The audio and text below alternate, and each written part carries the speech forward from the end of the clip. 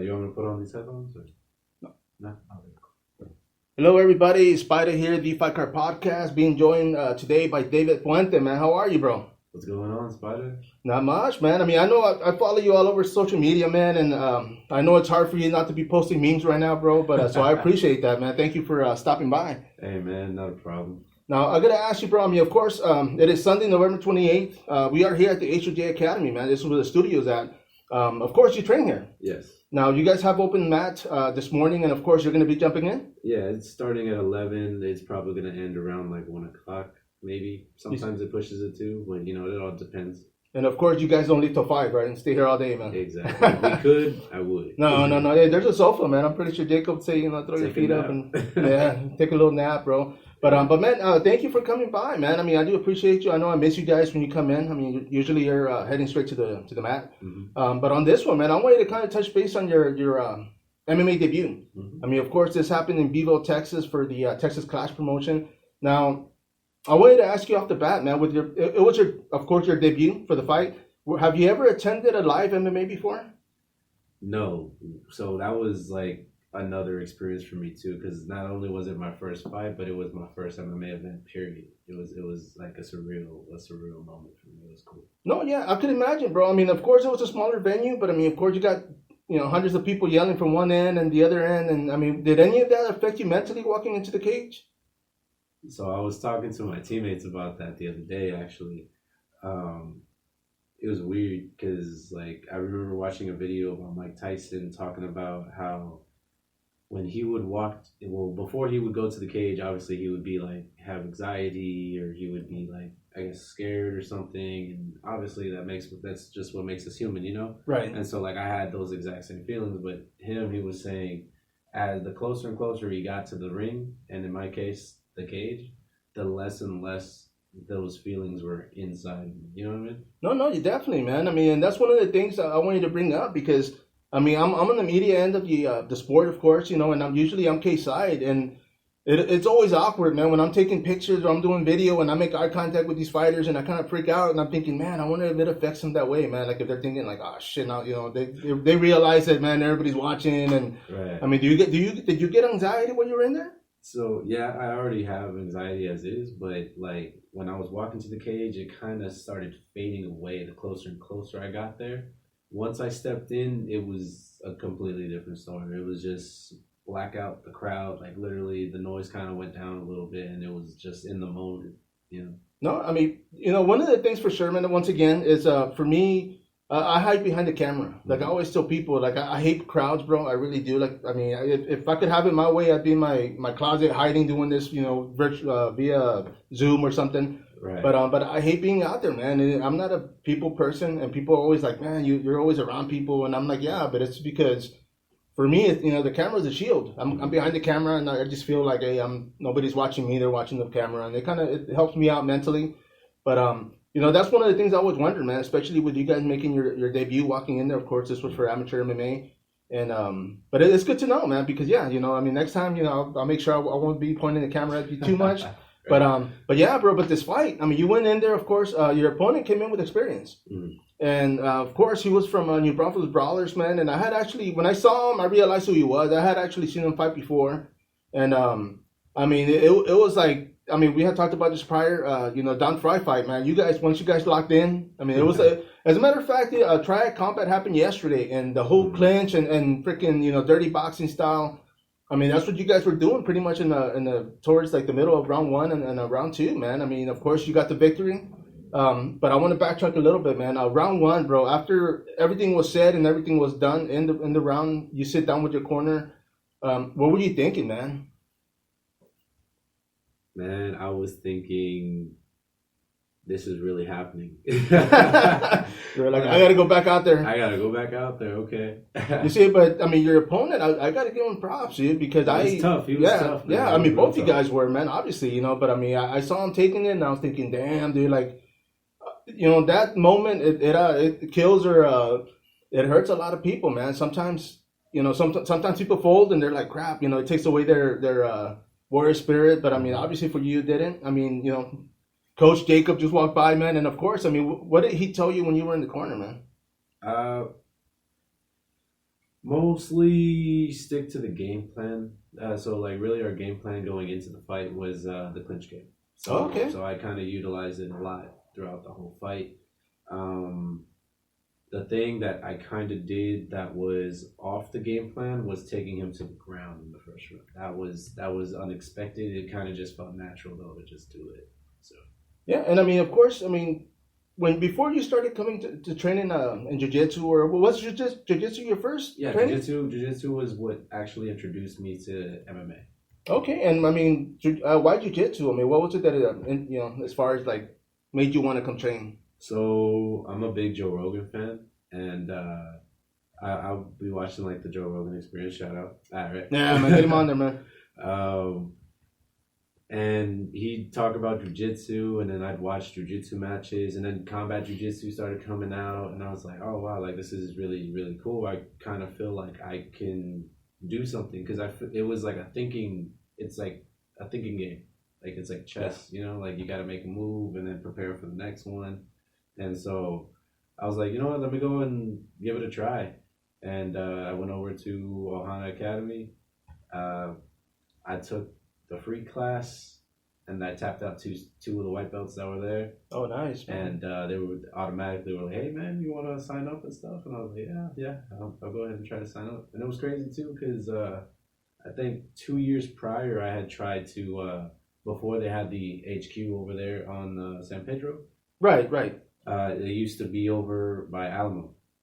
Oh, that's right, man. Yeah, because they had closed that one down and they moved over. Basically, I think they took over the old UFC gym. The old UFC yeah, gym. Like, okay, yeah. Sweet, man. So like I had actually taken a class 2 years prior for jiu-jitsu. Oh, wow. But I only took the free class, and because of my work right. at the time, I didn't have the time to actually train or anything like that. But things happen for a reason, and now I'm here. No, I mean, for sure, man. And I mean, you don't mind me asking, how old are you right now? Yeah, I'm 25. Okay, so I mean, if you would have started back then, I mean, of course, you would have been, a little bit ahead of the game. Yeah.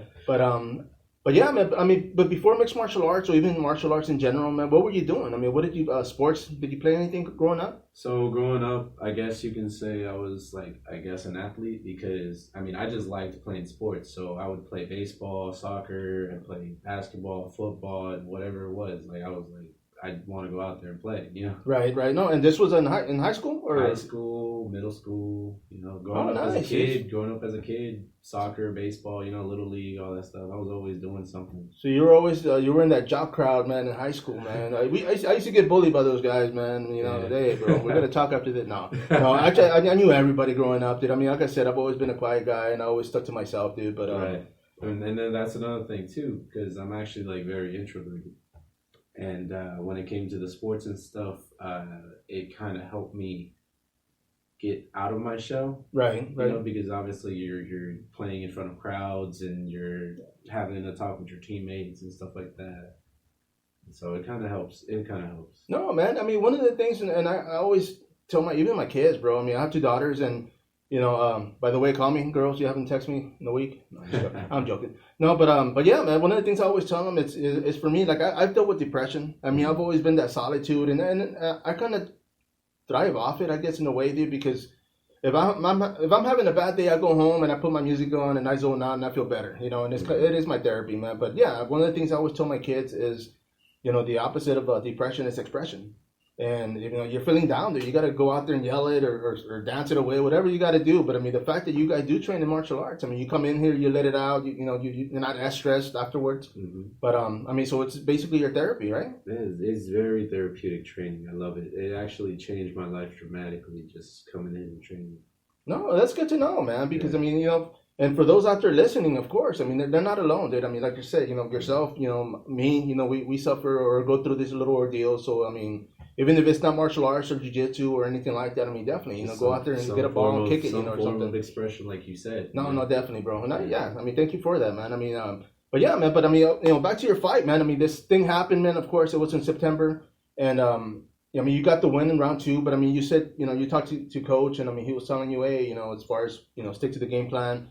When you came back in round 2, were you thinking, okay, I gotta finish this dude, or what was your game? I mean, of course, you had a game plan, but did you think something else? So Whole time I'm sitting down, I'm staring at the dude on the other side, and I'm still thinking like, hey, I'm like in this moment. I'm like, oh wow, this is really happening. And then my coach, he's telling me, stick to the game plan, get in the clinch, land some knees, throw some blows.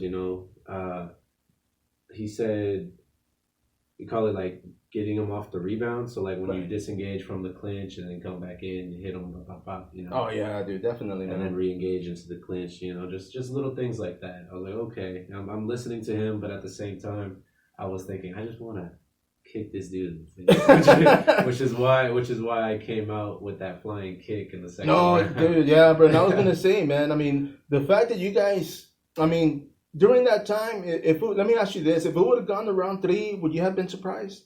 I honestly wouldn't have. I mean, I was prepared to, even though I did break my hand in the second round. Right, and I was going to ask you about that, man. Yeah. But I mean, so no, you weren't surprised. I mean, because of course the guy, I mean, he stood there with you, man. And I mean, I was like, damn. I mean, tough son of a gun. Yeah, no, yeah. Props to him, man. Of course, the guys out in New Braunfels Brawlers. I know they got a lot of brawlers out there, man. That's where the name sticks, But I will say this, bro. Normally, and even Richard Odoms, I mean, he's a heavyweight himself. I mean, he trained with you guys for a while, and one of the things he even had said was, when it's 2 heavyweights, bro, somebody's getting knocked out, bro. It's just heavy hands. I mean, of course, you're throwing them with freaking intention. Right. So, I mean, were you expecting a knockout, or were you expecting? I was expecting him to fall, but like I said, the fact that he didn't, and I was throwing bombs, and it was crazy. It was crazy. It was almost like, in a way, like shock, Yeah. No, definitely, man. I mean, like I said, I wasn't surprised, but I was surprised. It was just like one of those, like, damn, okay, one of these guys, even at that time, I mean, I saw it more for you because I saw you being the more aggressor, the more, as far as, moving around a lot more. So I was thinking, okay, well, he's going to get something, but because it was wild for a while, man. And I mean, they're throwing them wild punches. You get caught, dude. And even, some of the boxers are just combat sports people, man. They athletes. They've dated. It's always the one you don't see that catches you, man. And when it starts going wild like that, bro, you never know. But I mean, of course, you did get the win. Congratulations with that. But going up to the next one, and you already brought it up, man. As far as your injury, man. I mean, what exactly happened? So maybe about a minute into the second round, I had him against the cage. We were in the clinch. I hit him with a couple rights, and I felt my hand kind of hurt after a punch. Like when I pulled it back, I was like, "Ow!" Like you were like, "Stop!" Yeah, I was just like, "Okay, that hurt." So let me change up the game. Started giving him some knees, and then eventually, when I actually finished him in the second round, when I hit him with the flurry, it was the last uppercut I threw. I connected with it. I hit him from the same hand. Right hand. Hit him there, and I felt my index knuckle just explode. And I was like, "Oh, damn, dude!" And started throwing left hands and praying that he was gonna stop the fight. And thank God the ref did. For sure, man, because that could either have changed the outcome, or I mean, of course. I mean, let me ask you this: when you guys trained, back when I first started training, of course, with my old coach, Mike Rangel, he used to always have a switch. Like, okay, switch. We used to stand regular. He switches us to softball. And, I mean, did you guys do that here? So, originally, I was switching when I first started training. Oh, okay. Originally, that was the game plan, to kind of like just switch. But Professor Jacob was like, let's focus on your orthodox and get that real strong now. So you could have your base, and then we could work on it. Oh, yeah, for sure, man. Definitely, man. Perfect, because that works fine for me. Yeah. And, I mean, of course, I mean, as far as your training, after that fight, man, I mean, what exactly happened? I mean, you went to the hospital, the doctor, Walgreens? Where'd you go, man? So right after the fight, immediately went to Chili's. Oh, got me a couple shots. There you go, man. That nice medicine right there. Got numbed the pain, and then the next day in the morning, straight to the hospital once we got back into town. And I mean, what did they say? What did they end up doing? So they said it was a boxer's fracture. It did break, but it didn't break out of place. Oh, okay. Everything was still together. They basically just gave me a splint. I was in the splint for probably 2-3 weeks. Oh, wow. Then saw the hand doctor, and the hand doctor put me in a cast, and I was in that for another 3-4 weeks. Oh, wow. Dude, I didn't know that, man. I mean, because I know you were still coming in here helping some of the guys. And I know one of your buddies, actually, I mean, he made his debut as well. And I know I had talked to him, and he was saying that you were out here helping him out, man. So I mean, was that why was that? I mean, were you thinking, okay, he helped me out, now I got to help him out? So here's the crazy part. When I got injured, because it was on Saturday was the event. Right. I came back into town Sunday, saw the doctor, this and that, blah blah blah. Monday, back in the gym. Yep. Yeah. Monday came straight back to the gym, was already working. Even though I wasn't able to use my right hand, I still have other tools that I can actually use. Get my kicks right, work on my cardio. right, I mean, get of my course, cardio. Get all of that right. And honestly, that the injury kind of has been a blessing because it has like rounded out my game really good right now. No, man, and I think it was one of those boxing movies or fight movies with Russell Crowe. I mean, same thing. He's working, injures his right hand. He ends up having to rely on his left, and when he went back to boxing, he started, realized he had a stronger, as far as left hook But I mean, like you said, it could be a blessing, man. I mean, I'm glad everything's 100% right now. Everything I want to say is about 80%. 80%. I still probably have another maybe 2-3 weeks for my hand to fully heal, but right now it's feeling good. It's feeling good. I'm able to do no-gi jiu-jitsu right now, so I'm happy I'm able to get some ground game in outside of just the MMA training. No, and let me ask you this, bro, because I was thinking you were 100 because I see you posting memes. Obviously, you got to use that right hand, right? You be posting all these memes on Facebook, bro. So I mean, it's good to know, man. Now, and I'm gonna get a little into social media only because I mean I'm on it as well. I mean the whole world's freaking stuck on this thing.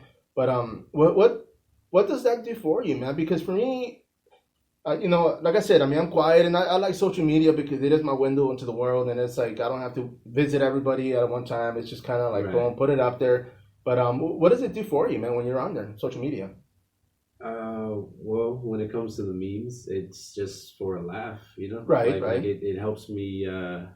I guess just I don't really know how to put it into words, but it kind of like it's its own therapy, Right? No, yeah, definitely. I like to laugh as is, Yeah. And so like if I can laugh and I can share it with people, then that's awesome. Yeah, it's like a little inside joke, and they hear it, and you're like, hey, you see, and that's funny you say that, bro, because for me, I go to sleep, and I do this pretty much every day, man. But I go to sleep and I'll watch a comedy clip, or I'll watch something funny because, I end my day, the end of the day, I want to end it in a laugh. So when I go to sleep, I'm like, oh, okay, and it's been proven like, laughter helps, and it probably does, man. Because after that, I knock out, dude. I mean, I'm old, of course, I'm in bed by 8 o'clock, man. But But the same thing, man. It's just like my first thing in the morning, man, is I see something and it cracked me up. That I want to, like, you know what? I'll post it up there, and of course people react, man. But at the same time, I go back to it and I start cracking up myself, because I'm a funny guy. I think I am. I don't know. We'll see. Right.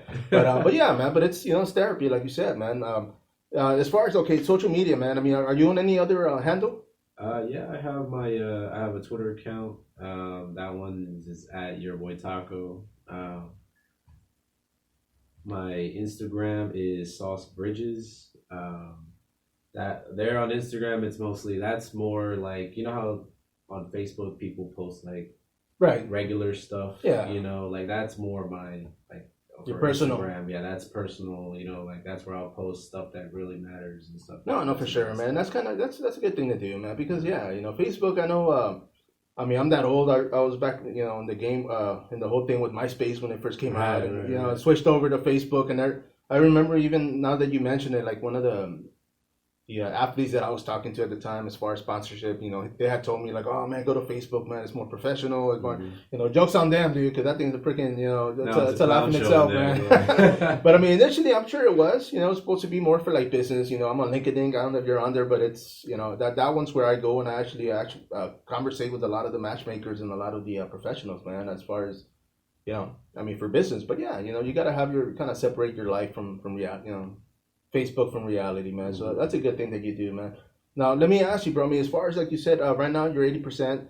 I mean, of course, if there is a fight that's coming up, of course you're gonna talk to your coaches and find out, make sure that they agree and they know, hey, he's ready and get back in there. But next year, man. I mean, are you looking to get back into competing?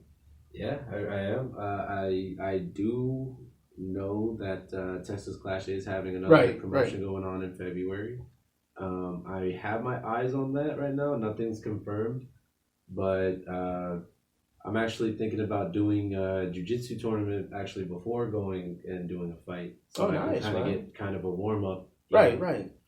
You see, and now I was exactly going to ask you that, dude. I mean, for me, I mean, when it comes to combat sports, because I mean, of course, people say, "Oh, I have a super fight and it's grappling," and a lot of people don't agree with that word. You know, they don't agree it's a fight. Yeah. But I mean, but in the same sense, man, I like it because you prepare yourself because it's the same platform. You walk into the mat and everybody's yelling, and it kind of helps you for later, you know, as far as experience, man. But let me ask you this, bro, because in that fight that you had, and I mean, did you notice that chandelier up above, like during the fight? I didn't notice it. I mean, I saw it when I first got there, and they let us walk around the octagon, get a feel for it and stuff, you know. But when I was in the cage, I didn't notice that thing at all. No, you see, and now because you didn't go on the ground, but I was thinking, man, I wonder how you viewed it, looking up, thinking, oh shit, not, you know, pretty, you know, that thing was like freaking huge, man. I mean, the size of the cage, right? But yeah, man. I mean, of course, you know, this was for Texas Clash, and of course, they are gonna have the next promotion coming up. I'm hoping to make the trip, cover it as well. But I mean, as far as staying busy, man. You want to hear a crazy story? What's up? So that was my first fight, right? Right. I got that fight offer right when I got off of COVID. So I had just got off of COVID, and it was on a 2 weeks notice. Oh, really? Yeah, I didn't know 2 weeks that. notice. What was I think I came back on a Tuesday. I trained Wednesday, and I was dying because obviously, you know, with COVID being a respiratory, you know. No, yeah, bro, your cardio and everything. Cardio was way down. But by Friday, I was feeling good. I was feeling real good, and I told my coach, I was like, you know what, I'm gonna go ahead and accept that fight, man. No, I mean that's crazy, man. Because I mean, obviously he you know, he felt good about it too. Because obviously, I'm pretty sure he would have told you no. Right. And let me ask you this, bro. I mean, if you were to have told you no, would you have been okay with that? I mean, don't get me wrong. I would have been upset, but I mean, I trusted my professor to know what would be right for what time, you know. No, definitely, man. I mean, it is amateur MMA, and nobody wants to lose. You know, it's better to lose there than anywhere else. But yeah, for sure, man. I mean, if you would have said, hey, you know what, let's sit it out and get something else, you know. Now I'm glad you said that, dude, because that speaks a lot for you, you know. So. I mean, obviously, you guys have that relationship where it's like, you know, he is your mentor. Of course, he's one of your coaches, the main coach here, but one of your coaches. But now, earlier you were telling me as far as you actually work as a bouncer, bro. Yeah. I mean, you work with crowd control. You know, you're out there making sure everybody's safe and, you know, not getting too crazy. But one of the things I wanted to ask you, man, because obviously the whole world found out about this, the Travis Scott, you know, concert that happened a while back, man. It was unfortunate. The whole thing, you know. It was a mess. I mean, people died. It was sad all around. Yeah, all around. But I mean, you guys, you work in the bar. You know, as far as the scene, it's a smaller venue, but I mean, you guys use walkie-talkies. Yeah, we do. Know, and I mean, that's definitely the smartest thing you can do. Just, you know, to be safe on your end and your coworkers, man. But I mean, the whole Travis Scott incident, man. I mean, one of the security guys said that they weren't even using that, bro. So what do you think about that, man? That's just crazy to me, to be honest, because. I mean, it makes sense to have some sort of communication with everybody especially since they're doing security. Right. You know, like I don't know. That doesn't really make sense to me. I mean, to not have walkies. You know. Oh yeah, man. And of course, you know, there's all these lawsuits pending, and I mean, the whole thing's going crazy, man. And like I said, you know, our condolences to everybody that suffered a loss or went through it, man, because. Yeah. You know, it was nuts. I caught clips and videos and you know, photo, but it got crazy, man. It definitely got out of hand. So I mean, you know, for the businesses out there, definitely, man, get your guys some walkie-talkies or get them, you know, put them on something, man. But I mean, on something. Yeah, I mean, and once again, man, I mean, as far as crowd control, what is it that you personally look for? Body language. Body language is a big one. Well, especially at the bars, because people are drinking. You know, get that liquid courage People start acting up, and you know, just when people act up too much, it's like, hey, you gotta go. No, yeah, definitely, man. Yeah.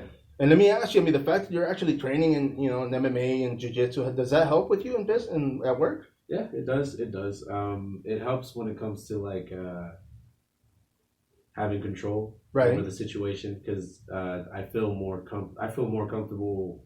Well, obviously because I train. Right.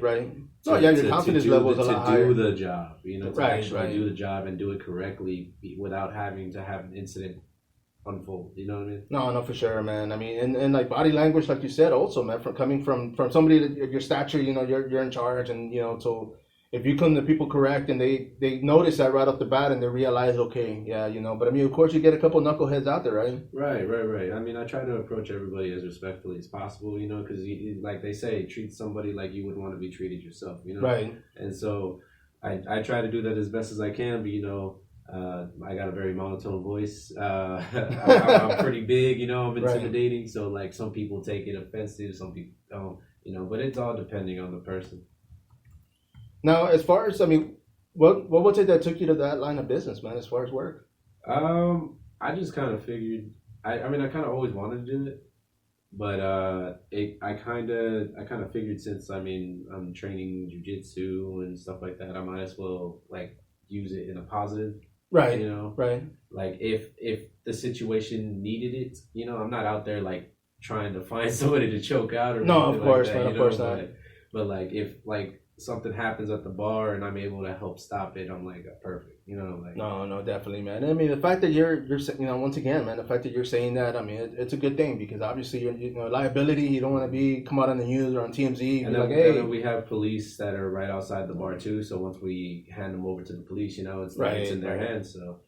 No, for sure, man. Now as far as like you said, you're looking to get back into the cage, man. Mm-hmm. Now after this injury, I mean, of course, you're like looking at your hand and. Were you thinking like, yeah, I gotta do this again, or what was going on with that? Oh yeah, I love it. I love. I still got my left hand. You're like, I still got my left. I got my legs. Shoot, did you see that one guy? He did a MMA fight with the amputated leg. Yes, bro. Yes, as a matter of fact, there was one happened here back in the day in the amateur circuit, man, and the guy,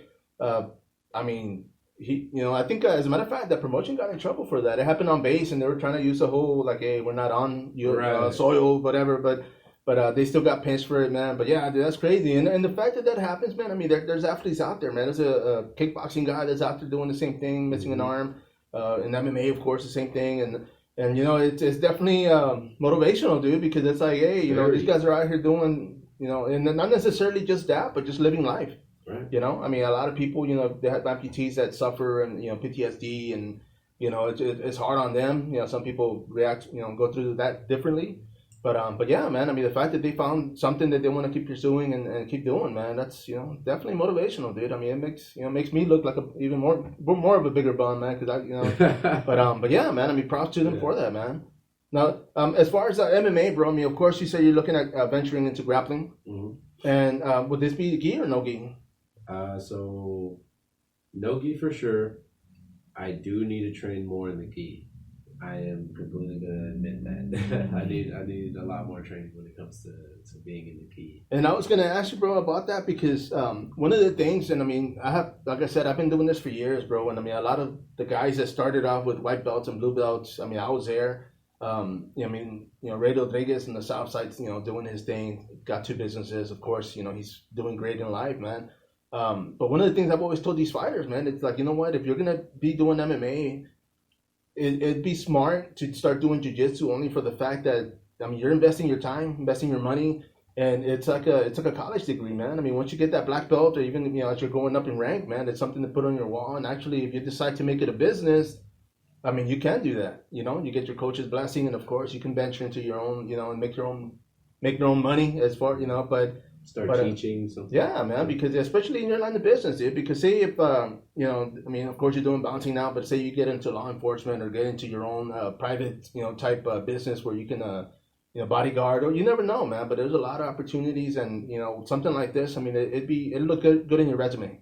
I mean, of course, I'm not saying these fighters can't open a gym just doing MMA. I mean, a lot of them do. Right. But at the same time, now, you got jiu-jitsu. Now, if you open your own business, you can do BJJ, you can do MMA, you can do conditioning, because obviously they put you guys through that. Mm-hmm. But yeah, man, I mean, I'm glad to hear that also, man, because, it'd be smart, man, especially now. I mean, you're still young, of course you want to keep pursuing, your career, and not just MMA, but just in life, bro. Mm-hmm. And And yeah, man. So I mean, I'm gonna keep up to date as far as what's going on. I know the open mat's about getting ready to start, but I want to thank you for coming by. Hey, no problem, man. Anytime. No, definitely, man. I appreciate you, bro. And you brought me a taco, man. So thank you for that, bro. I'm gonna eat that in a little bit. No problem. But I want to say also, man, as far as when the next fight comes up, we'll bring you in here, or even your training partners, bro. I mean, they're walking by me, and I'm like, hey, I got to bring them in here too, man. But I mean, we'll do a recap and shout out to the HOJ family. No, for sure, man. Shout I mean, hey, we're right here, man. I know Jacob's out there walking around, man. But yeah, man. Thank you, Jacob. Thank you for